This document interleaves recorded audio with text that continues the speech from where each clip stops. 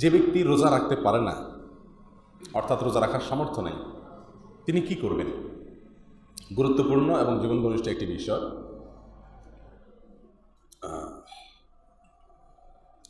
যে ব্যক্তি রোজা রাখতে অসমর্থ, শারীরিকভাবে তিনি সক্ষম না, অসুস্থ, তার এই অসুস্থতা দুই ধরনের হবে। একে তো তিনি এমন অসুস্থ হলেন যে অসুস্থতা থেকে পরবর্তীতে তিনি সুস্থ হওয়ার আশা আছে, যেমন কথার কথা জ্বর হয়েছে, প্রচণ্ড জ্বর, অনেক জ্বর হয়েছে, ডায়রিয়া হয়েছে, ঘন ঘন পানি খাওয়া দরকার, তাহলে আপনি রোজা রাখতে পারছেন না, কিন্তু ইনশাআল্লাহ ডায়রিয়া জ্বর এটা একসময় ভালো হবে। তাহলে এরকম ব্যক্তি কি করবে? সে রমাদানের পরে, রমাদান মাস যাওয়ার পরে যে কয়টা রোজা তার বাদ গেছে অসুস্থতার কারণে, সেই কয়টা রোজা সে কাজা করবে। বাস একটাই অপশন তার জন্য। রমজান মাসে যে রোজাগুলো অসুস্থতার কারণে রাখতে পারলো না, সেগুলো রাখবে রমজানের পরে।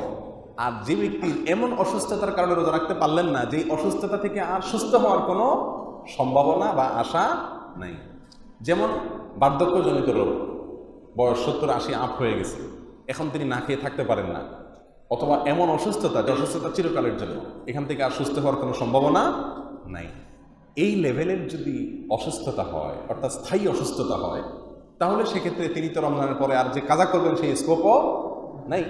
তার জন্য শরীয়ত বিকল্প যে ব্যবস্থা রেখেছে, তাহলে তিনি ফিদিয়া দিবেন। ফিদিয়া তিনি দেন, অথবা তার পক্ষ থেকে তার কোনো ওয়ারিসা কেউ দেন, যে কেউ দিলেই আদায় হয়ে যাবে।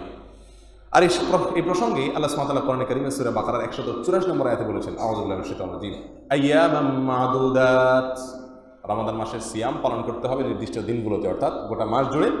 ফামান কানা মিনকুম মারিদান আও আলা সাফারিন ফাইদ্দাতুম মিন আইয়ামিন উখার, যদি কেউ রমজান মাসে অসুস্থ থাকে অথবা সফরে থাকে, তাহলে যে কয়দিন সে সফরে আছে, যে কয়দিন সে অসুস্থতার কারণে রোজা রাখতে পারছে না, সেই কয়দিনের রোজা সে রমজানের পরে রেখে দিতে পারবে, এই সুযোগ তার আছে। ওয়ালাল্লাযীনা ইউতীকুনাহু ফিদিয়াতু তুআমু মিসকিন, আর যারা রোজা রাখতে শারীরিকভাবে অসমর্থ, স্থায়ী রোগে আক্রান্ত, বার্ধক্যজনিত অথবা স্থায়ী রোগে আর সুস্থ হওয়ার আশা নাই, রোজা রাখার কোনো শক্তিই তাদের নাই শরীরে, এরকম যদি হয়, ফিদিয়াতু তুআমু মিসকিন, তাদের জন্য বিকল্প হলো প্রত্যেক রোজার জন্য একজন করে মিসকিনকে ফিদিয়া দিবে, অর্থাৎ একজন করে মিসকিনকে আহার দিবে, খাদ্য দিবে, প্রিন্সিপাল ফুড দিবে তাকে। তাহলে 30 দিনের রোজার জন্য এক মিসকিনকে 30 দিন, অথবা 30 মিসকিনকে আপনার একদিন, যেভাবেই হোক এই 30টি ফিদিয়া আদায় করে দিবেন। তাতে কি হবে? তার ওই রোজার বিকল্প হিসাবে এটা আল্লাহর কাছে গ্রহণযোগ্য ইনশাআল্লাহ হবে।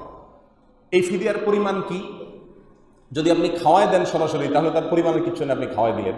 আর যদি খাওয়ায় না দেন, তাহলে সেক্ষেত্রে আপনি প্রায় 1.5 কেজি চাউল, কিছুটা কম হয়, একটু ভাঙতিটা না ধরে রাউন্ড পরিমাণটা ধরলাম, 1.5 কেজি চাউল প্রতিটা রোজার জন্য আপনি একজন মিসকিনকে খাওয়ালেন বা দিয়ে দিলেন।